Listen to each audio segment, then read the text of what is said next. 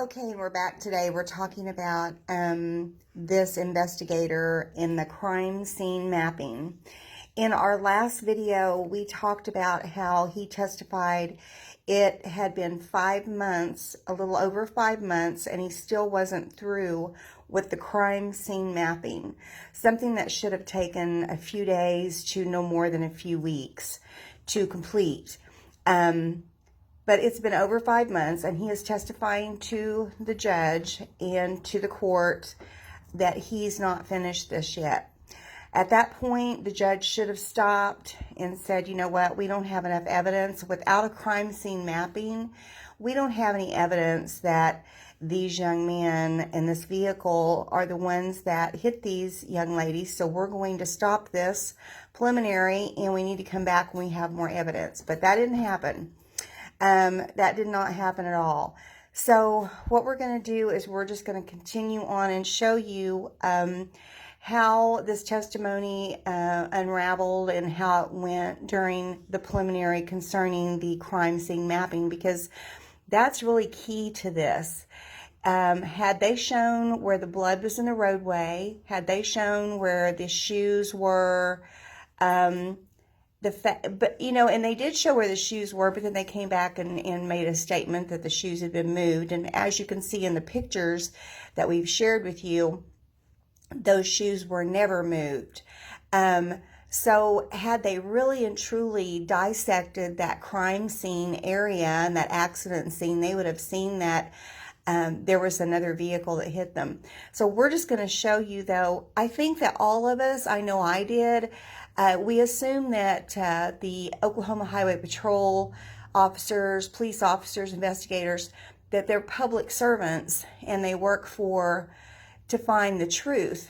And really, when it's all said and done, they're working for the district attorney. They're working for the prosecutor. They are the prosecutors. So they are the ones that are not necessarily trying to help the defendants in any way, shape, or form. And you're going to see that. Okay, we're on page 480. Question. We're talking here about the crime scene mapping. It's a very, very important piece of evidence. Question. So do you take this information back? Do you download it somehow? Answer. Onto the computer? Yes, sir. Question. And once it's on the computer, what do you do with it? Answer. I create the diagram, basically a picture. Question. Okay, and have you done that in this case? Answer. It's still in the process, sir. Question. Well, here is my question. We spent at least a day at the preliminary hearing trying to determine how far this young lady was found off the road. Do you remember those questions that we did here? Yes, sir. Question. We spent a half a day trying to figure that out. How come you're the reconstructionist, but you haven't produced a diagram or anything of your findings? Answer. I have produced the reports that I've given to the district attorney's office, but until the case is completely closed through an investigation, we haven't produced all of our documents that were.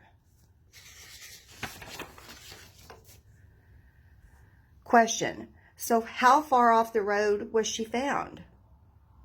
Answer. Found by me, she wasn't. She was already gone by the time I got there. Question. Through your investigation, how far was she found off the road? Answer. The best guess by the witness statements, she was probably within 5 feet of the edge of the road. Were all of the witness statements consistent? Answer. Yes. Question. Okay, so you're going to guess 5 feet off the road, right? If everyone said the same thing? Answer. That would be an approximation. She was gone before I got there. Question. You found blood though, didn't you? Answer. On the roadway. Question. You didn't find any blood 5 feet off the roadway? Answer. I don't recall looking for it. Question. Did you photograph anything like that?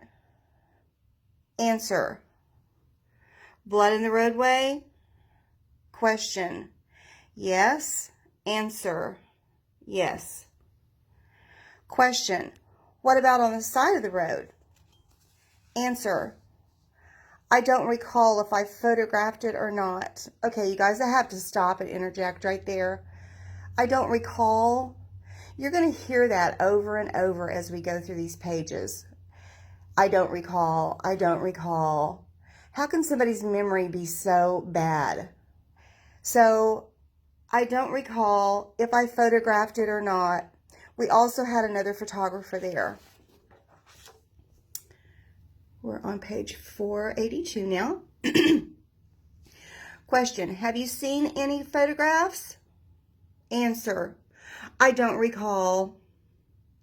Question, wouldn't that be something that you would reconstruct as your job to reconstruct where the alleged victim was found on the side of the roadway? Wouldn't that be kind of important? Answer, your term of reconstructionist confuses me. Would I document that in the diagram? Yes. Question, okay, did you do that? Answer, yes. Question, so there's a diagram out there that I don't have that you do that says how far she's found off the roadway. Answer, the diagram will depict the placement of her based upon witness statements of their accounts of where she was located. Question, and there's nothing to dispute that, is there? Answer, not that I'm aware of. Question, so let's just say she's found 5 feet off the roadway, right? Answer, okay. Question, is that different than what she testified to? You heard her testimony. So we're going to stop right there, and we're going to come back with some witness testimony and some talk about that a little bit. But for me, this part of this preliminary was key to show several things. It shows the investigators did not have the evidence they needed. They didn't want to turn it over and did not turn it over to the defense. So the defense had nothing. They had no crime scene diagram or accident scene diagram to even look at. That's horrible. I mean, it's just it's so unjust, and yet we just plowed on with this. This investigator had an agenda. I think all of us can see that. There's an agenda. The I don't recall. It's not ready. The diagram's not ready.